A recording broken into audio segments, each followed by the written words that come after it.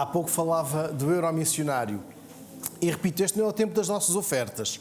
Este é um tempo de uma oferta missionária que nós queremos estar sempre a suportar a Associação de Apoio e Expansão Missionário. A ideia é estarmos a apoiar obreiros locais, queremos apoiar frentes missionárias, frentes evangelísticas, e esta é a cooperação que nós fazemos. Nós chamamos o Euromissionário, e eu quero convidar a que nós possamos, enquanto entoamos este cântico, de uma maneira ordeira, poder trazer então o nosso Euromissionário, e podemos ficar de pé e entoar este cântico ao nosso Deus, Hosana nas alturas.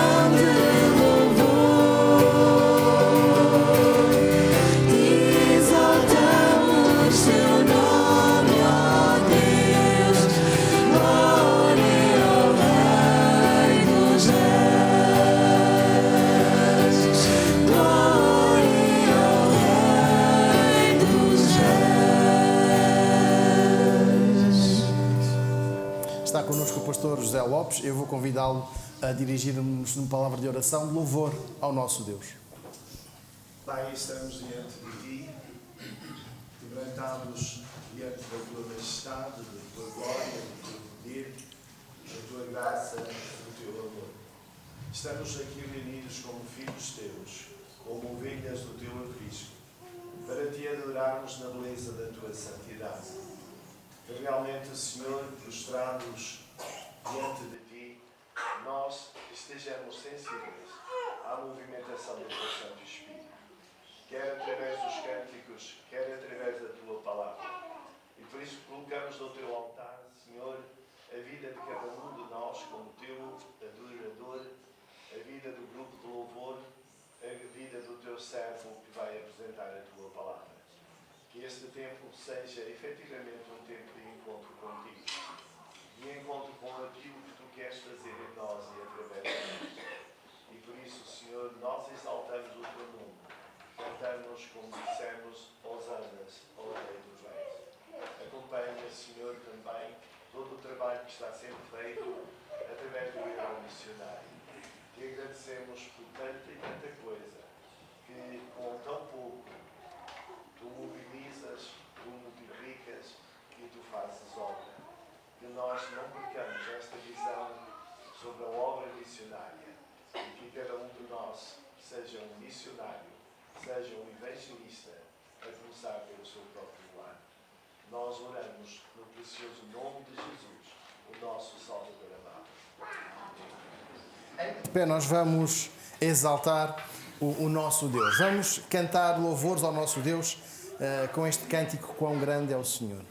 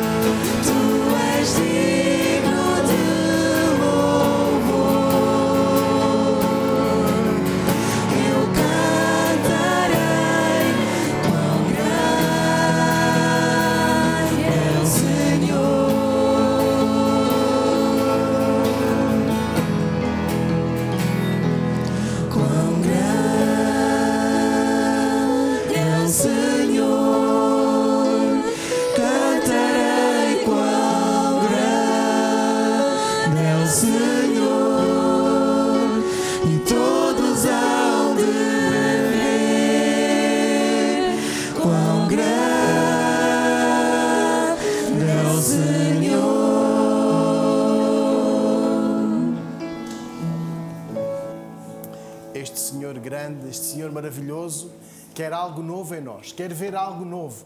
E quero convidar então que possamos abrir as nossas Bíblias no Evangelho de Mateus, no capítulo 3, neste mês que estamos a enfatizar o arrependimento, a necessidade de uma nova maneira de pensar, de uma nova vida, de uma nova mentalidade, que se reflita numa nova experiência diariamente. Mateus capítulo 3, versículos de 1 até 10.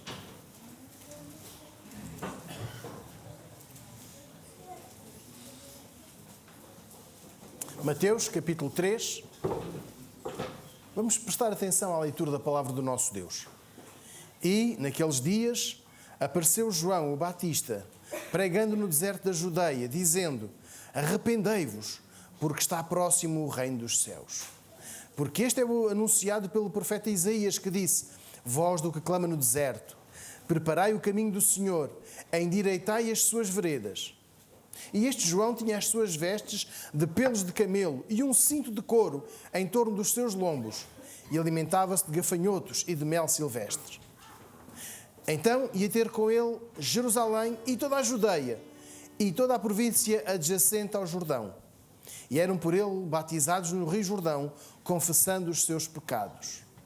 E, vendo ele muitos dos fariseus e dos saduceus que vinham ao seu batismo, dizia-lhes: raça de víboras, quem vos ensinou a fugir da ira futura?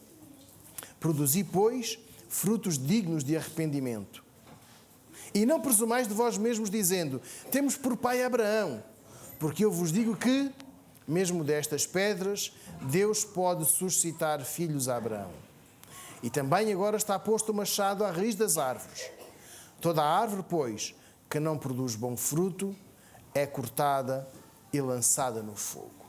A mensagem de João Batista apontava para Jesus, não apontava para a sua pessoa. Daí a necessidade de mudança, a necessidade de arrependimento, a necessidade de fazer de Jesus o centro da vida de cada uma destas pessoas para que ele chegasse. E gosto da chamada atenção do versículo 9, quando ele diz: não vão buscar a glória da vossa raça, da vossa família de sangue. Sim, temos por pai Abraão.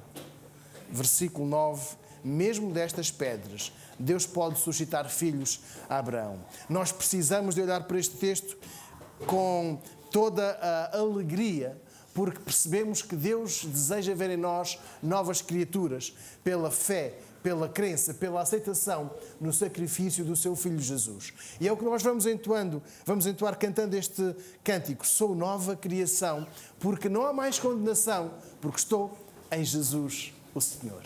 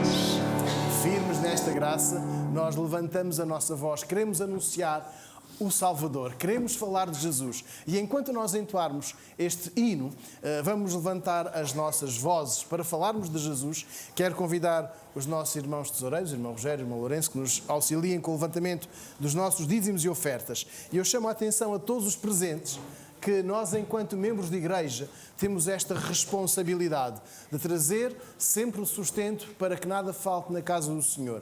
Quem está connosco, que nos visita, de maneira alguma está obrigado a fazê-lo, não se sinta pressionado. Se o fizer, será de coração. Nós entoamos este hino ao nosso Deus. Levanta a tua voz e anuncia.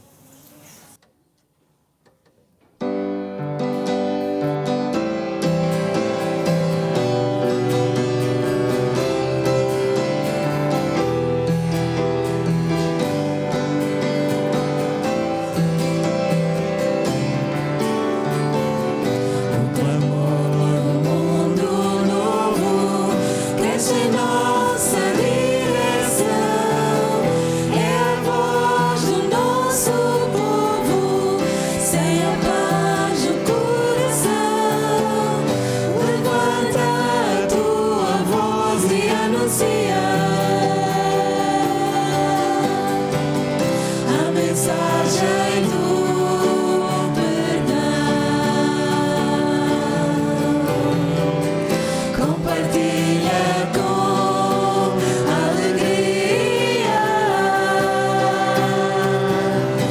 Cristo só vem dar paz ao coração. Para o mundo triste e aflito, levantemos nossa voz por Jesus, Senhor bendito, que na cruz sofreu por nós. Levanta a tua voz e anuncia a mensagem do perdão. Compartilha com alegria. Cristo só vai dar paz ao coração. Bens e vidas colocados no altar do Salvador, por Jesus multiplicados, serão bênçãos de amor. Levanta a tua voz e anuncia a mensagem do perdão. Compartilha com alegria.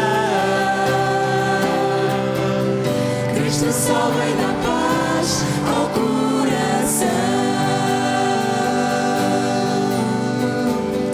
Cristo só vem dar paz ao coração.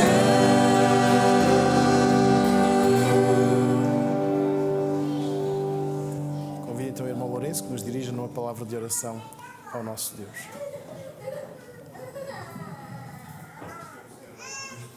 Casa de oração, agradecemos por este dia de ofertas levantadas.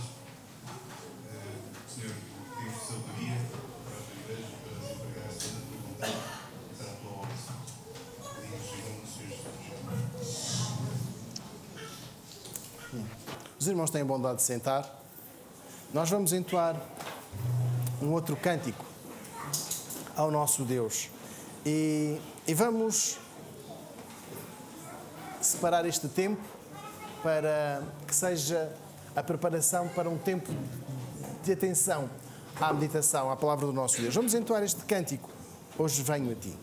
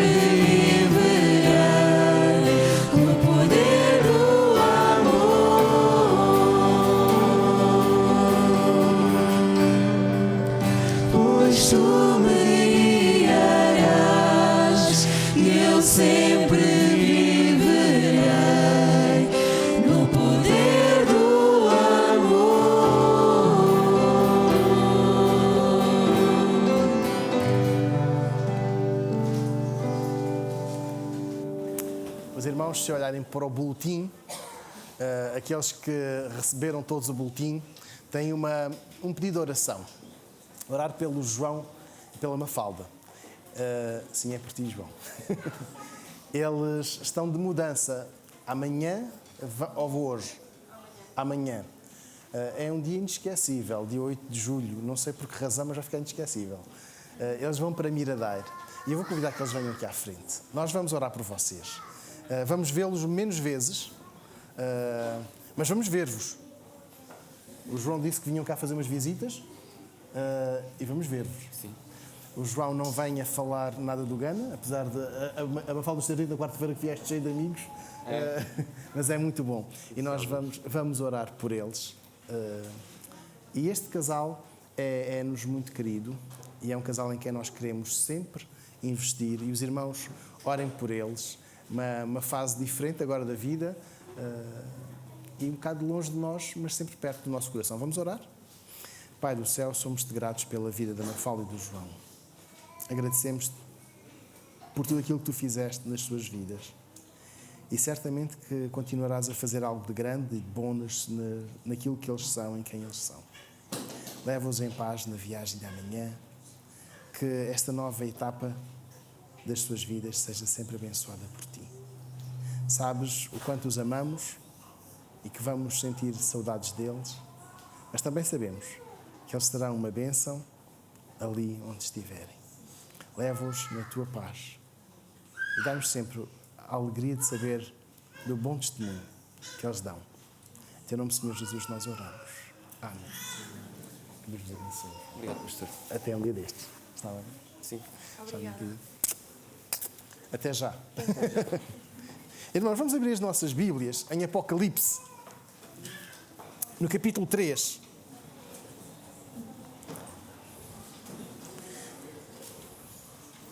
Apocalipse, capítulo 3. E esta é a última carta que Jesus escreve às igrejas ali da Ásia Menor. E esta está longe de ser uma carta simpática, longe de ser uma despedida desta como nós fizemos agora com o João e a Mafalda, longe de dar uma carta que dá um beijo assim de saudade, um beijo de dizer voltem rapidamente. Esta é uma carta forte. E então quero chamar a atenção para lermos Apocalipse no capítulo 3, versículo 14. E ao anjo da igreja de Laodiceia escreve: isto diz o Amém, a testemunha fiel e verdadeira, o princípio da criação de Deus. Conheço as tuas obras, que nem és frio nem quente. Quem dera foras frio ou quente. Assim, porque és morno e não és frio nem quente, vomitar-te-ei da minha boca. Como dizes, rico sou e estou enriquecido, e de nada tenho falta. E não sabes que és um desgraçado e miserável, e pobre, e cego, e nu. Aconselho-te que de mim compres ouro provado no fogo, para que te enriqueças, e roupas brancas, para que te vistas e não apareça a vergonha da tua nudez, e que unjas os teus olhos com colírio, para que vejas. Eu repreendo e castigo a todos quantos amo. Sê, pois, zeloso e arrepende-te. Eis que estou à porta e bato. Se alguém ouvir a minha voz e abrir a porta, entrarei até ele e com ele cearei e ele comigo. Ao que vencer, eu lhe concederei que se assente comigo no meu trono, assim como eu venci e me assentei com meu Pai no seu trono. Quem tem ouvidos, ouça o que o Espírito diz às igrejas. Jesus apresenta-se aqui no versículo 14 como o Amém. Assim seja.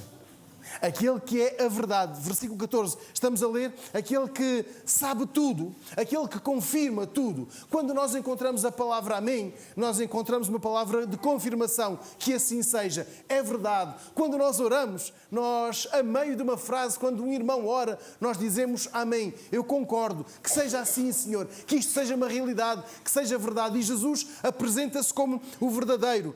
Por isso é que ele é, versículo 14, a fiel testemunha. Jesus tem um conhecimento perfeito. Nós temos um conhecimento limitado. Aliás, quando olhamos uns para os outros, sabemos o nome, mas alguns sabemos até a data de aniversário. Às vezes socorremos do boletim para saber a data de aniversário de outros. Mas não sabemos tudo acerca dos nossos irmãos. Versículo 14. Jesus sabe tudo a respeito desta igreja. Ele tem um conhecimento perfeito. Nós chamamos a omnisciência de Jesus. Fica aqui bem ilustrado no versículo 14. A testemunha fiel e verdadeira, o princípio da criação de Deus. Irmãos, a igreja do primeiro século não duvidava da divindade de Jesus.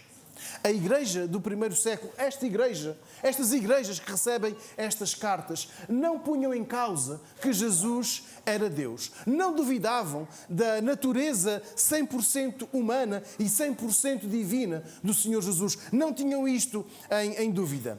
A verdade é que, à volta dos crentes em Jesus, à volta da igreja, esta ideia não era muito aceite. Jesus era um homem, diziam eles, Jesus é um homem sábio, com poder para fazer milagres, para mudar isto, mudar aquilo, mas ser Deus é diferente. E eles não criam, eles não acreditavam na divindade de Jesus. Mas o versículo 14 reforça para uma igreja que crê, uma igreja que tenha plena certeza de que Jesus é o princípio da criação de Deus. Aliás, nós encontramos isto no Evangelho de João, no capítulo 1, logo no início, quando diz que o princípio era o Verbo e o Verbo estava com Deus e o Verbo era Deus. Então nós encontramos aqui no versículo 14 um reforço de uma mensagem que a igreja tem, que a igreja recebe. Mas há pouco dizia que esta não é uma carta muito bonita. Quer isto dizer que a igreja de Laodiceia não se estava a portar muito bem. E isto fica bem evidente quando Jesus diz que conheço bem as tuas obras, versículo 15. E como é que Jesus identifica? Não és, versículo 15, frio nem quente. Não sei quantos que conduzem esta semana tiveram a coragem de colocar uma garrafa de água no carro e deixá-la lá depois das 10 horas. E às 14 ou 15 tentaram abrir a garrafa para beber. A água estava, ajudem-me. E alguns disseram, não quero, obrigado. Não vou beber esta água. Os irmãos estão a ler aqui o versículo 15. O Senhor Jesus está a deixar uma repreensão forte a esta igreja. Não os acha frios nem quentes. E acha-os de uma maneira triste. Jesus conhece bem aquela igreja. Jesus sabe bem as obras deles. E esta igreja, por aquilo que lemos no versículo 15 e também no versículo 16, era uma igreja pouco comprometida com o seu Senhor. Esta era uma igreja pouco comprometida. Podia ter uma aparência. E nós sabemos o que é ter aparência. Sabemos o que é ter uma imagem exterior que não corresponde à essência, que não corresponde ao que na realidade a pessoa é. Era uma igreja com aparência, mas era uma comunidade vazia. Era uma comunidade que não tinha sentimento profundo de gratidão. Não tinha sentimento profundo de gratidão, nem o amor pela conversão de outras pessoas ao Senhor Jesus. Era uma igreja que celebrava sem alegria ao Senhor da sua vida. Os cânticos podiam ser entoados, muito bem tocados, podia ouvir-se a voz a largos metros de distância, mas era tudo sem expressão, sem sentimento forte. E aqui o Senhor Jesus diz: eu conheço bem as tuas obras, não és frio nem quente. Uma igreja que estava apática, uma igreja que se reunia, mas fazia-o sem vigor, sem o prazer da comunhão, sem o prazer de estar com os irmãos, nem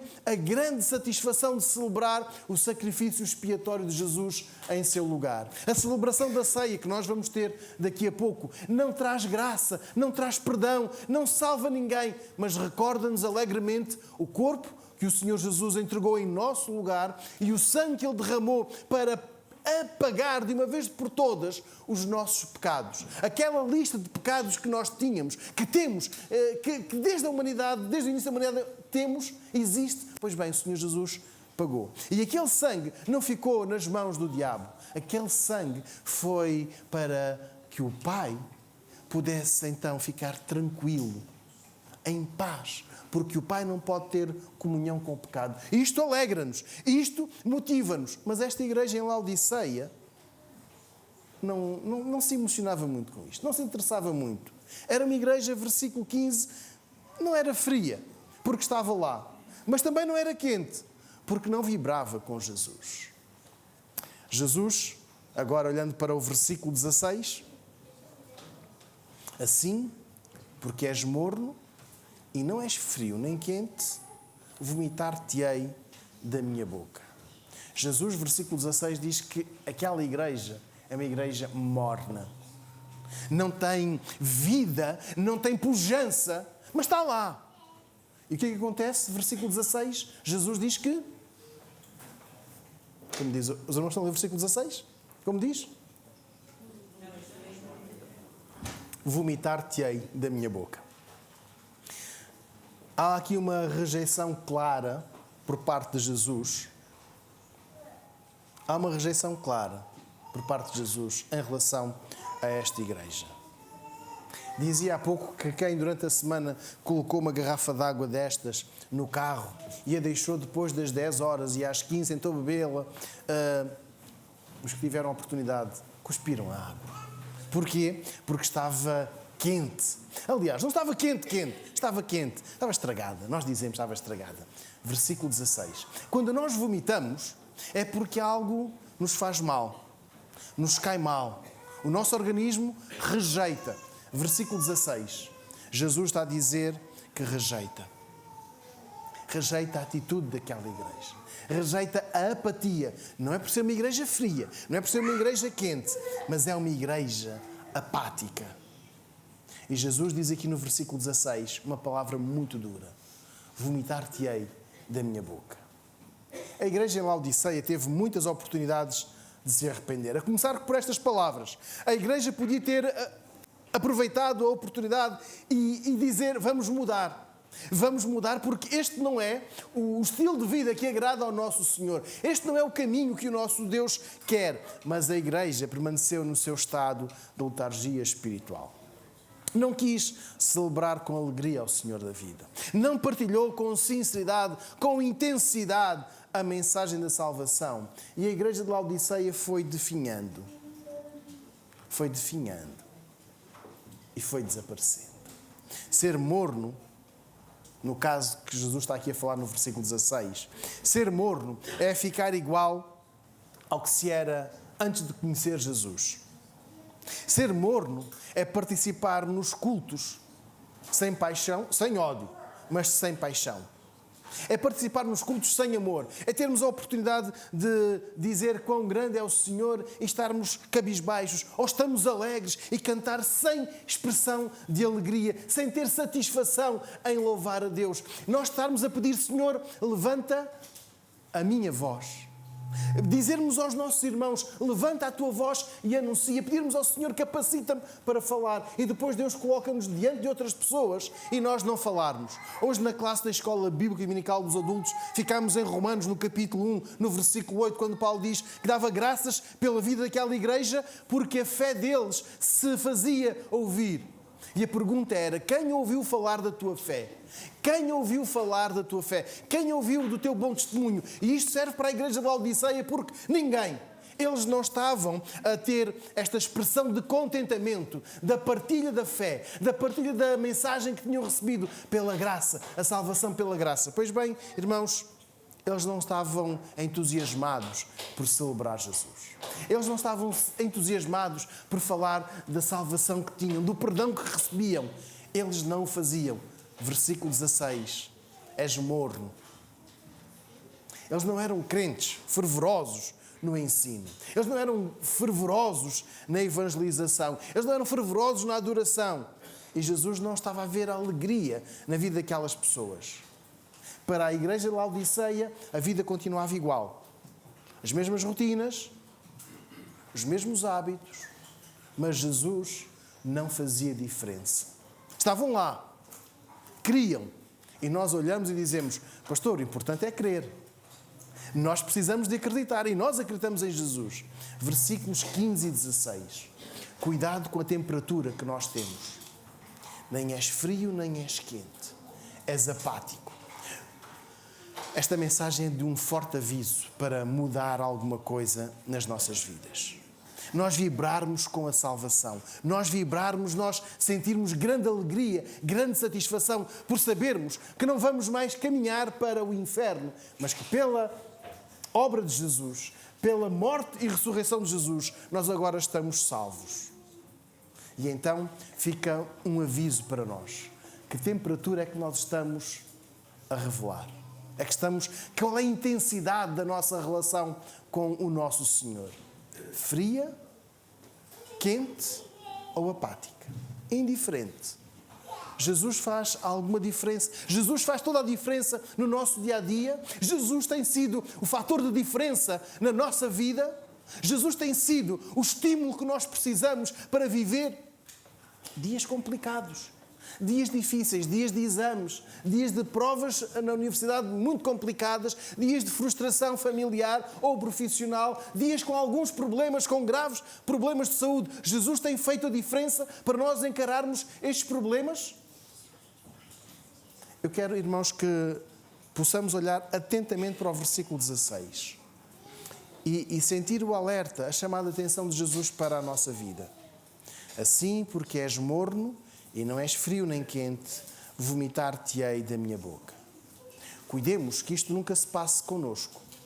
Cuidemos que este versículo 16 nunca seja endereçado para cada um de nós. Versículo 17 diz, como dizes, rico sou e estou enriquecido, e de nada tenho falta. E não sabes que és um desgraçado, miserável e pobre, e cego e nu. Uma cidade rica que a igreja não acompanhou. Mas versículo 17, a igreja dizia-se rica. Aquela era uma cidade termal, um pouco como São Pedro do Sul, é uma cidade termal. Uma cidade onde recebia gente de outras cidades, pessoas que vinham para o tratamento, mas também uma cidade com alguma indústria, nomeadamente o colírio. Então havia ali um bom negócio para os tratamentos de vista. Uma igreja numa cidade assim, uma cidade rica, mas a igreja, o Senhor Jesus identifica como pobre.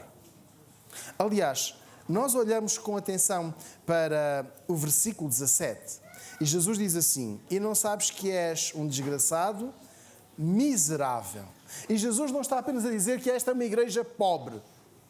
Jesus não está apenas a dizer que a igreja em Laodiceia é uma igreja de aparência, uma igreja de imagem, mas vazia. Jesus está a chamá-los miserável. É um contrassenso. Uma igreja rica, que se apresenta como rica, mas que afinal é uma igreja miserável. E a miséria não é financeira. Sim, porque eles tinham boas ofertas, podiam ter, se fosse nos dias de hoje, vamos imaginar a igreja em Laodiceia, uma igreja com instalações próprias, uma igreja com um património, podíamos dizer até maior do que outras igrejas reunidas, juntas, uma igreja com bom dinheiro, mas uma igreja apática, uma igreja miserável, porque não falava de Jesus, não partilhava Jesus, não celebrava Jesus. Uma igreja apática, porque no seu dia-a-dia, no seu negócio, quer fosse com o colírio, quer fosse na venda das roupas, quer fosse na venda das tintas, não falava de Jesus.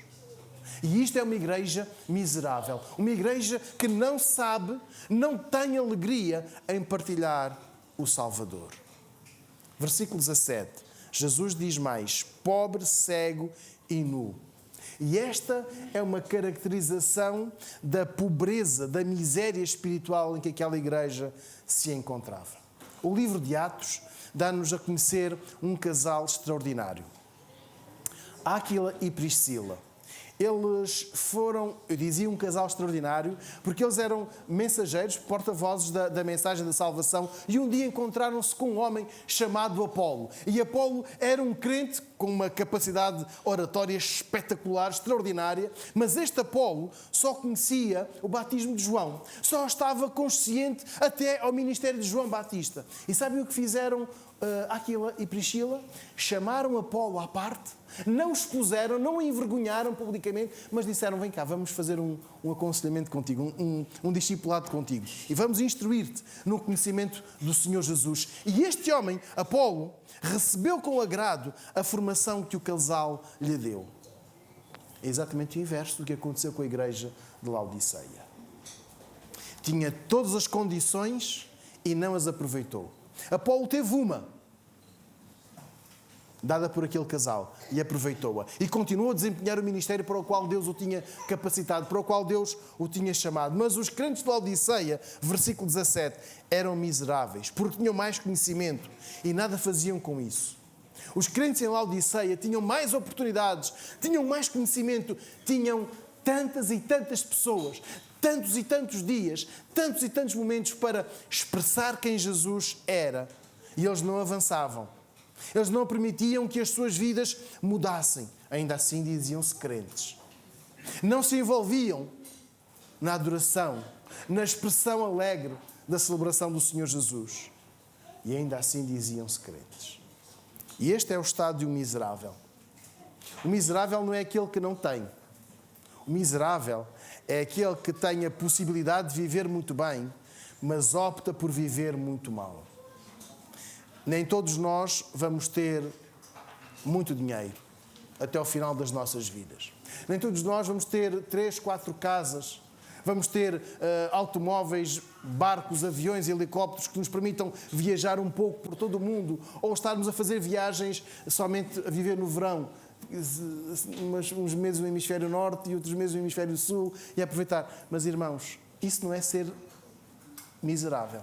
O miserável é aquele que tem a oportunidade de viver bem e não vive. O miserável é aquele, a igreja de Laodiceia, que tem a oportunidade de conhecer Jesus, de viver, de vibrar com Jesus e não o faz. Miserável é aquele que tem a oportunidade de partilhar Jesus e não o faz. Miserável é aquele que tem a oportunidade de mudar a sua vida por completo, a sua maneira de pensar e não o faz. E agora, versículo 18. Os irmãos querem acompanhar, por favor, a leitura do versículo 18? É um conselho. É o conselho de Jesus. Aconselho que de mim compres ouro provado no fogo, para que te enriqueças, e roupas brancas para que te vistas, e não apareça a vergonha da tua nudez, e que unjas os teus olhos com colírio, para que vejas.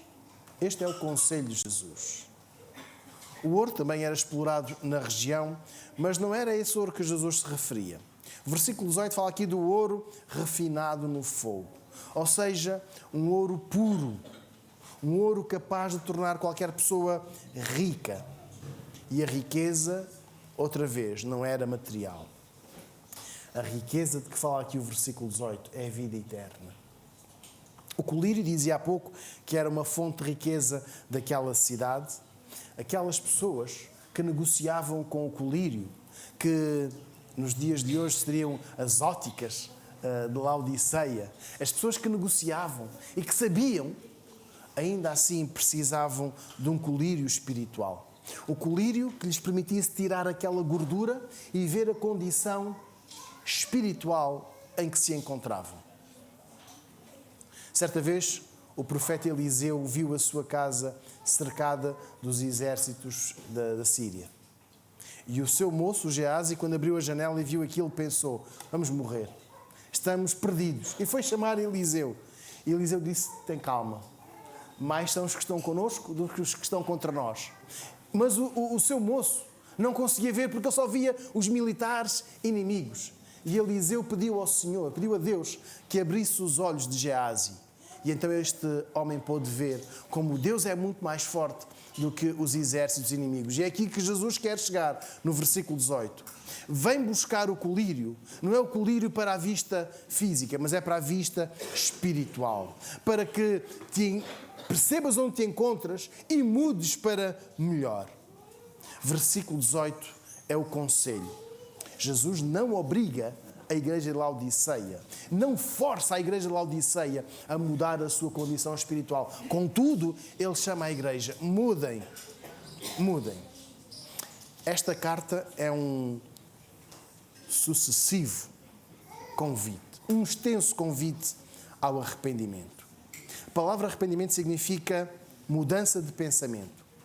Irmãos, e só para percebermos o seguinte: quando alguém nos diz estás a escrever errado, as contas que estás a fazer não estão certas, fazem-se desta maneira, ou escreve-se desta maneira, ou desenha-se desta maneira, ou a resposta para esta pergunta é esta, não foi aquela que tu deste. Nós mudamos a atitude, naquele momento. Mas o que o arrependimento quer dizer é mudança do nosso pensamento, que se vai refletir na mudança de comportamento. Então o versículo 19 tem outra informação. E agora, esta é só para aqueles que são pais agora. Está bem? Os filhos já vão ouvir o resto. Só para os pais. Eu repreendo e castigo a todos quantos amo. Sê, pois, zeloso e arrepende-te. Agora para os pais que aqui estão. Pais e mães. E os avós também podem entrar nesta categoria. Mas são pais e mães. Nós sabemos o que é corrigir os filhos. Sabemos o que é corrigir filhos, porque a repreensão, ela é necessária para que os nossos filhos melhorem, para que os nossos filhos cresçam, para que a formação deles seja completa, eles sejam bons filhos, bons adolescentes, bons jovens, bons adultos. E mesmo quando deixam de ser crianças, os nossos filhos continuam a precisar de uma palavra de correção. Agora para nós filhos, só para os filhos. Agora estou a falar para os pais. Nós precisamos ser corrigidos. Precisamos de ser orientados pelos nossos pais. Às vezes é um puxão de orelhas, dói mais. Outras vezes é mais suave. E faz-nos perceber que há uma necessidade de mudar. Agora, irmãos, o versículo 19 diz aqui o seguinte: eu repreendo e castigo a quem? Eu estava a ouvir deste lado. A todos quantos amo. O Senhor Jesus diz à igreja em Laodiceia: eu amo-vos. Eu amo-vos. E estou a desejar agir na vossa vida para vosso bem. Nós que estamos aqui esta manhã, e para quem nos ouve lá em casa, sabemos que erramos em todas as faixas etárias. Independentemente de sermos crianças, adolescentes, jovens ou adultos, nós erramos. E ser corrigido é sinal, versículo 19, de sermos amados por Jesus. E este texto não dá margem para dúvidas. Jesus esclarece que as correções servem para o nosso desenvolvimento. O texto de Hebreus vai dizer a mesma coisa. Vai dizer que nós fomos corrigidos pelos nossos pais numa disciplina limitada, mas corrigidos por Deus é por uma disciplina perfeita. Então nós devemos estar receptivos às palavras de correção do Senhor Jesus. Algo que a igreja de Laodiceia não fez. o versículo 19 termina de uma maneira mais clara. Sê, pois, zeloso e arrepende-te. Não é uma questão de dizer e depois virar costas fazer o mesmo. É mudar mesmo. É mudar mesmo. Quando nós nos arrependemos, deixamos de caminhar nesta direção e não voltamos para trás, para o mesmo sítio. Nós mudamos, vamos para ali, vamos para acolá, vamos para onde Jesus quer que nós vamos, mas não vamos pelo mesmo caminho, não vamos para trás, vamos para onde Jesus quer. E Jesus quer que a sua igreja, mais do que ativismo, seja uma igreja viva, uma igreja intensa, uma igreja aperfeiçoada, uma igreja transformada, onde há mudança, onde há arrependimento de todo o tipo de pecado que ainda possa subsistir, de todo o tipo de mau pensamento ou de alguma sensação incorreta em relação a esta ou aquela pessoa. E é o momento, versículo 19, de nos arrependermos. Este convite é para nós. E agora olhar para o versículo 19. Estamos a ler? Eu repreendo e castigo a todos quantos amo, sê, pois, zeloso e arrepende-te. Olhando para o versículo 19. Alguém quer arrepender-se? Quer confessar algo? Há algum tipo de pecado que ainda esteja a prender, que esteja a limitar? Há algum tipo de pensamento ou de sentimento? Ou a aparência? A falta de algo? A falta de intensidade que ainda esteja a manchar a nossa vida? O convite é: deixe que Jesus limpe esta faceta da sua vida. Deixe que Jesus limpe isso. Versículo 19, arrependa-se. Deixe de lado esta falha. O que está a impedir o crescimento espiritual. O que está a impedir que a sua vida reflita quem Jesus é. A alegria de ter Jesus na sua vida. Para terminar, é importante perceber que Jesus, eu dizia há pouco, não está a forçar. Versículo 18 diz: aconselho-te. Agora, versículo 20. É um versículo conhecido. É um versículo que é escrito não para descrentes, não para pessoas que não sabem quem é Jesus, não para pessoas que estão afastadas do pecado, como nós dizemos muitas vezes, no mundo, na carne, mas é para uma igreja. A igreja de Laodiceia ouve assim: eis que estou à porta e bato. Se alguém ouvir a minha voz e abrir a porta, entrarei até ele e com ele cearei e ele comigo. Os irmãos, por favor, releiam o versículo 20, porque aqui nós não encontramos Jesus a dizer: eu vou arrombar a porta, eu vou forçar a entrada. Não, pois não. Jesus bate à porta. E tem aqui uma condição: se alguém ouvir, se alguém desejar mudar, versículo 19, se alguém desejar ser zeloso e mudar por completo a sua maneira de pensar, no caso concreto da igreja de Laodiceia, aquela apatia espiritual, nós encontramos o Senhor Jesus a ter aqui uma palavra muito forte: eu entrarei e cearei com ele e ele comigo. Esta ilustração da porta é excelente, porque Jesus está a falar para pessoas crentes na sua divindade, pessoas que já o tinham recebido como o Salvador das suas vidas, mas que estavam a esquecer de viver debaixo da sua autoridade. São para um conjunto, estas palavras do versículo 20, são dirigidas a um conjunto de pessoas apáticas, pessoas que estavam a afastar, pessoas que estavam a deixar Jesus de fora das suas vidas e que agora, versículo 20, têm a oportunidade de abrir a porta das suas vidas para Jesus. Mas eu repito, Jesus não força, Jesus não parte a porta, Jesus não arromba. E os irmãos podiam perguntar, podiam dizer todos: Jesus tem poder para mudar? Tem. Mas o que é que Ele quer? Que seja uma decisão da igreja, das pessoas, de cada um de nós. Então eu quero convidar agora que, lendo o versículo 20, possamos abrir a porta para que Jesus mude o que tem de mudar. Abrir a porta para Jesus é um claro sinal de vitória. O que é que Jesus precisa de mudar na minha vida? O que é que Jesus precisa, versículo 21, ao que vencer lhe concederei que se assente comigo no meu trono, e assim como eu venci e me assentei com meu Pai no seu trono. Precisamos de ir vencendo todos os dias algumas tentações, algumas fraquezas, algumas rasteiras, algumas dificuldades e algumas atitudes de ignorância. O ignorante é aquele que não sabe e não quer saber. E nós temos orientações bíblicas, não sejais ignorantes. Aqui Jesus está a convidar a igreja em Laodiceia. Eu estou à porta e bato. Eu quero mudar a vossa vida. E então, está aqui o versículo 21. Seja um vencedor. Seja um vencedor, mas abra a porta da sua vida para que Jesus tome o lugar mais importante. Deixe que Jesus tome o lugar mais importante na sua vida. Versículo 20, partilha esta refeição com Ele. Partilha esta comunhão com Ele. Tenha comunhão com Jesus. Viva com Ele todos os dias. E sente-se no trono, versículo 21, no trono do vencedor. Não deixe para amanhã. Não espere pelo próximo mês, quando acabarem as férias. Em setembro, logo pense em mudar. Não vamos adiar. A igreja em Laodiceia tornou-se apática ou morna, exatamente porque foi adiando a intervenção de Jesus na sua vida. Talvez para a semana, talvez mais tarde, talvez.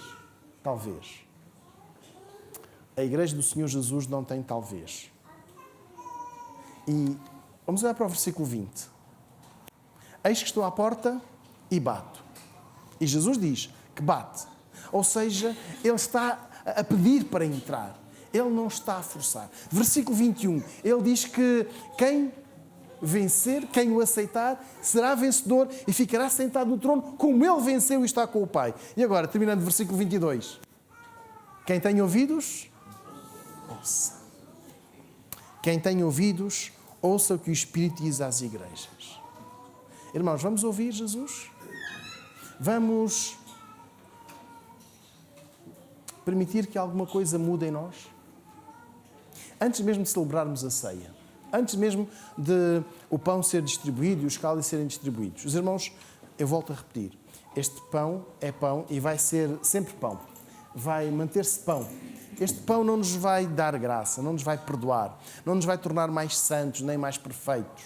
Não vamos ficar mais próximos de Deus porque comemos o pão. O mesmo acontece com o vinho.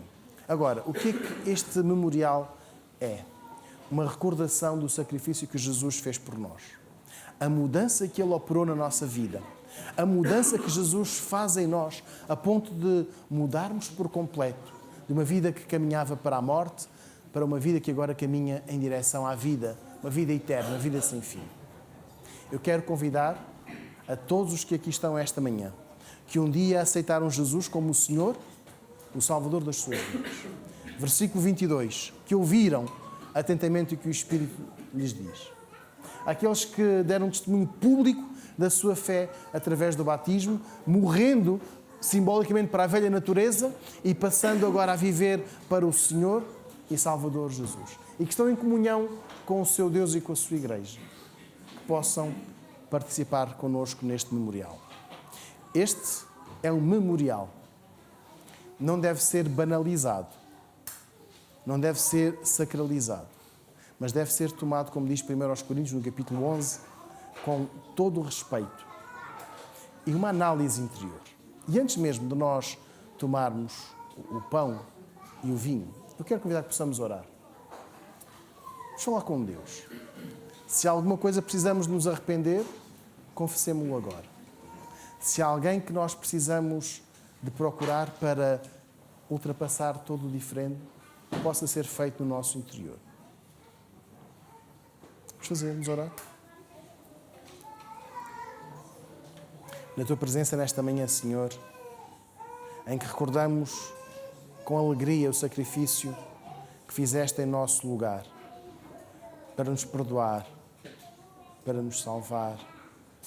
Pedimos-te que o Teu Espírito nos limpe, nos faça ter a perfeita consciência de que nós precisamos de Ti.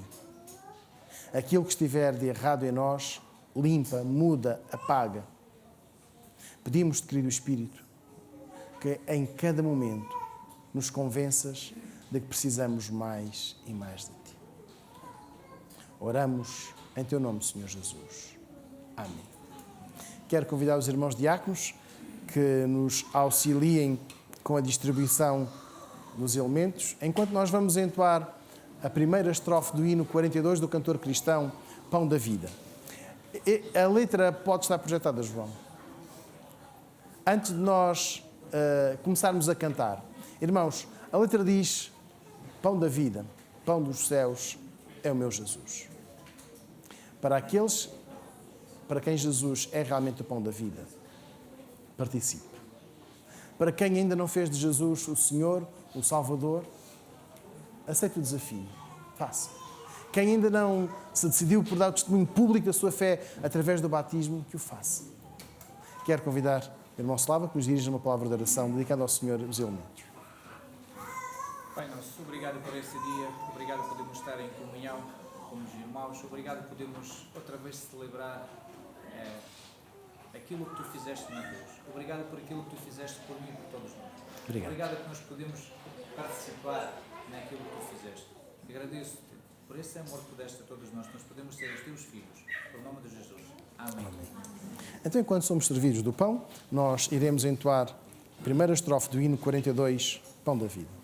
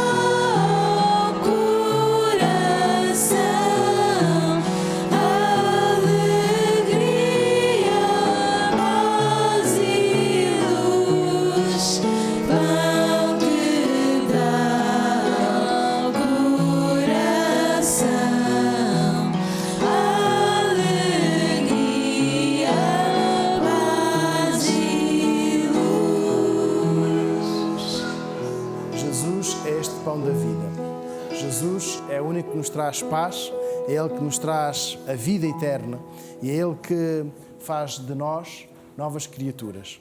E queremos reforçar o desafio. Se algum de nós ainda não aceitou Jesus como o Senhor, o Salvador da sua vida, que o faça hoje. Não adie esta importante decisão, a decisão que muda por completo a nossa vida. E quero convidar a que juntos possamos abrir as nossas Bíblias e podemos olhar para o texto bíblico que está diante de nós, Evangelho de Mateus. Vamos ler no capítulo 26, o versículo 26. Evangelho de Mateus, capítulo 26.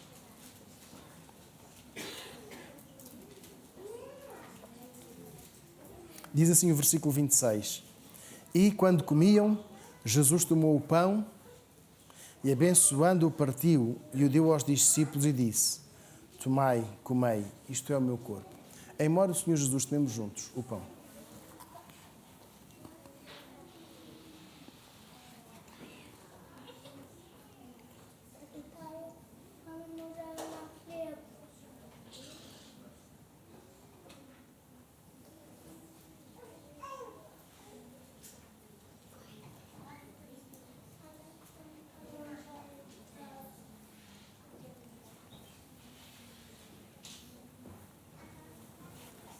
Quero convidar o irmão André que nos dirija numa palavra de oração antes de sermos servidos com os cálices. Graças estamos, Senhor, por mais um domingo em que podemos colocar o teu nome, que é santo, santo, santo.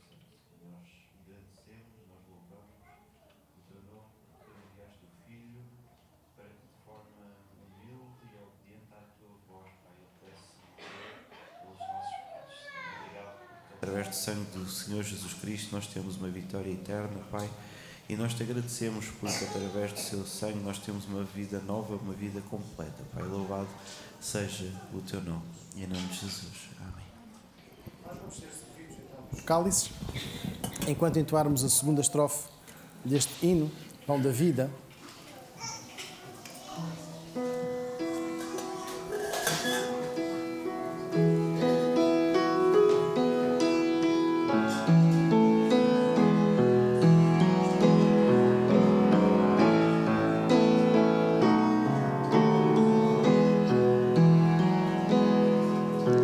Sangue que Jesus verteu é divino, é eficaz.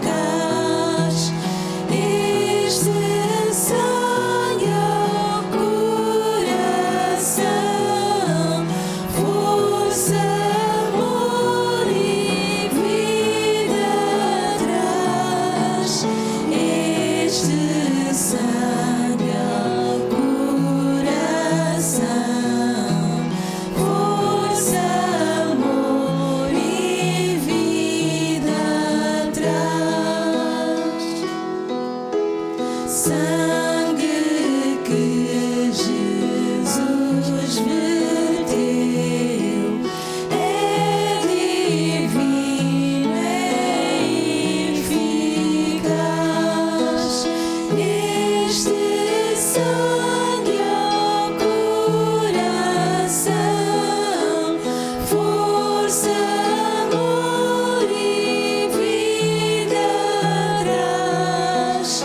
Este sangue ao coração,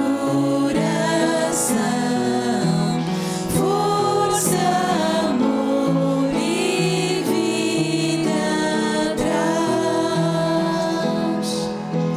Sangue que Jesus verteu é divino, é eficaz. Este sangue ao coração, força, amor e vida traz. Este sangue ao coração, força, amor e vida traz.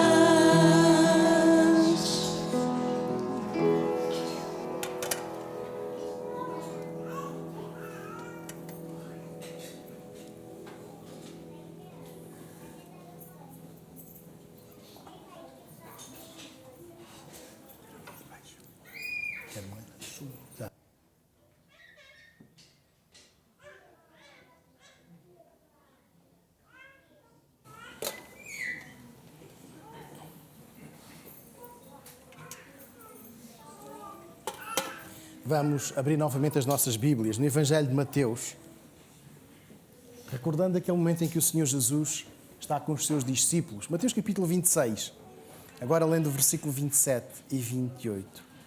Tomando o cálice e dando graças, deu-lhe dizendo: bebei dele todos, porque isto é o meu sangue, o sangue do Novo Testamento que é derramado por muitos para a remissão dos pecados. Juntos tomemos o cálice.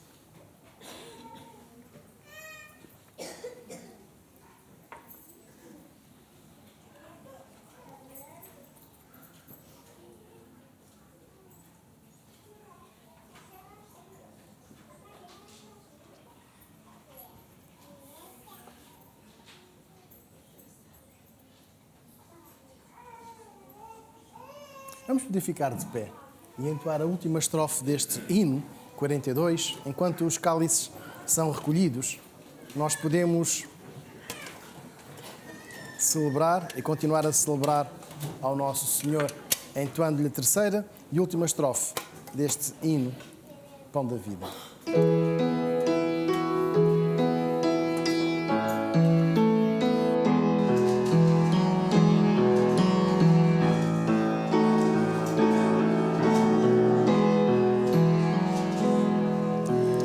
Vai, Jesus, me abençoar,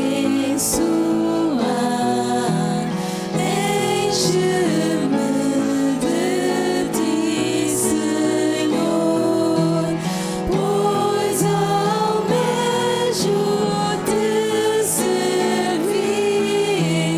e te honrar, meu Salvador, pois almejo te servir e te honrar, meu Salvador.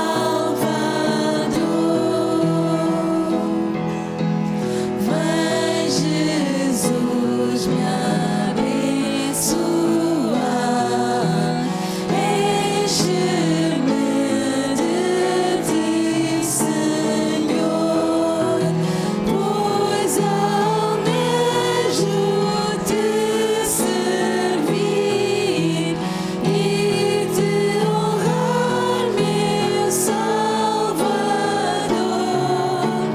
pois almejo te servir e te honrar, meu Salvador.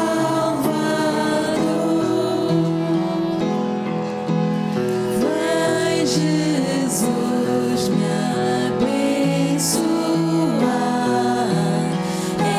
enche-me de ti, Senhor, pois almejo te servir e te honrar, meu Salvador, pois almejo te servir e te honrar, meu Salvador. Vamos orar. Senhor Jesus, é tão bom poder cantar, poder recordar, poder sentir a alegria do Teu perdão, do sacrifício que fizeste em nosso lugar. Que as nossas vidas fiquem completamente mudadas por esta certeza de quem Tu és e do que Tu fazes em nós. Rogamos que a graça do Senhor Jesus, o amor de Deus o Pai e a comunhão do Espírito Santo sejam sobre todos nós, agora e para sempre. Amém. Os irmãos têm a bondade de sentar. Enquanto escutarmos o preslúdio, vamos ficar em oração individual, silenciosa com o nosso Deus.